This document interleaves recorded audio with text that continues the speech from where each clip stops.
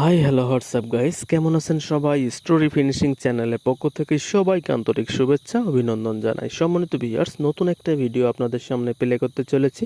এই ভিডিওর মধ্যে আমি আপনাদেরকে জানাবো 3 ইঞ্চি বোরিং এর নিচে কি সাবমার্সিবল সেটিং করা যায়, যদিও বা যায় সেটা কতদিন লাস্টিং করবে এবং কেমন পানি উঠবে। কমেন্ট করে জানতে চেয়েছেন সৈকত মিয়া। 3 ইঞ্চি বোরিং এ আগে সোলো মেশিন চলতো, এখন খালি পড়ে আছে, আমি কি এখন টিউবওয়েল এবং সাবমার্সিবল একই সাথে ফিটিং করতে পারবো? অসংখ্য ধন্যবাদ ভাইজান, অত্যন্ত মূল্যবান একটা কমেন্ট করার জন্য। কোন জেলা থেকে ভিডিওটি দেখছেন অবশ্যই কমেন্ট করে জানাবেন।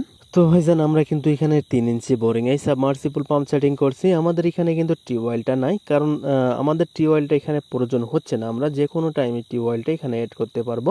তো আপনার প্রশ্ন অনুযায়ী 3 ইঞ্চি বোরিং এ আপনি টিউবওয়েল এবং সাবমার্সিবল দুটোই একসাথে ফিটিং করতে পারবেন, কোনো সমস্যা নাই। টিউবওয়েল এবং সাবমার্সিবল সেটিং করার যে বন্ড প্লেটটা আপনি যদি আপনার এলাকায় না পান, সেক্ষেত্রে ভিডিওর ডিসক্রিপশন বক্সে নাম্বার দেওয়া থাকবে, আপনি চাইলে সেখান থেকে নাম্বার নিয়ে আমার সাথে যোগাযোগ করে কোরিয়ারের মাধ্যমে সেই বন্ড প্লেটটা নিতে পারবেন। বন্ধুরা, ভিডিও শুরুতে আমি যে কথা আপনাদেরকে বলছিলাম, 3 ইঞ্চির নিচে যে সাবমার্সিবলটা সেটিং করা যায়, ওই সাবমার্সিবলটা কেমন পানি ওঠে এবং কতদিন লাস্টিং করে। বন্ধুরা, 3 ইঞ্চির নিচে যদি সাবমার্সিবল পাম্প সেটিং করেন, সেক্ষেত্রে কিন্তু সাবমার্সিবল পাম্পটা খুব বেশি দিন লাস্টিং করবে না, পানিও কিন্তু খুব বেশি উঠবে না। 1000 লিটার ট্যাঙ্কি ভরতে 1 থেকে 1.5 ঘন্টা সময় লাগতে পারে, কেননা ওই সাবমার্সিবল পাম্পটা শক্তি কম। 3 ইঞ্চির নিচে যে সাবমার্সিবল পাম্পটা সেটিং করা যায়, ওই সাবমার্সিবল পাম্পটা যদি কখনো নষ্ট হয়, সেক্ষেত্রে ওই সাবমার্সিবল পাম্পটা কিন্তু ওঠানোর সম্ভাবনা খুবই কম থাকে, কেননা ওই সাবমার্সিবল পাম্পটা কিন্তু ওঠে না। কি কারণে ওঠে না সেটাও আমি আপনাদেরকে বলি।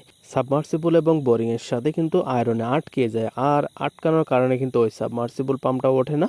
যদি না ওঠে, সেক্ষেত্রে কিন্তু ওই সাবমার্সিবল পাম্প এবং ওই বোরিংটা টোটালি আপনাকে বাদ দিয়ে নতুন বোরিং করতে হবে। তো বন্ধুরা, আমার ভিডিওটি দেখার পরে অবশ্যই আপনাদের মন্তব্যটা চেঞ্জ হতে পারে। 2 ইঞ্চি বোরিং এ যারা সাবমার্সিবল পাম্প সেটিং করতে চাচ্ছেন, তো অবশ্যই ভেবে চিন্তে তারপরে সেটিং করবেন, কেননা আমার কাছে কিন্তু বহুবার ফোন আসে যে ভাইজান 2 ইঞ্চি বোরিং এর ভিতরে সাবমার্সিবল পাম্প আটকে গেছে, এটা উঠাবো কিভাবে এবং উঠানোর সমাধান কি। তো আমি তাদের উদ্দেশ্যে বলি, এটা কিন্তু টোটালি বাদ দিয়ে নতুন করে আপনাকে বোরিং করতে হবে।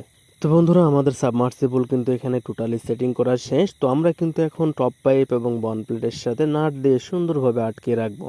তো আমাদের এই সিস্টেমটা কিন্তু অত্যন্ত চমৎকার সিস্টেম, কেননা অনেক সময় সাবমার্সিবল চুরি হওয়ার ভয় থাকে।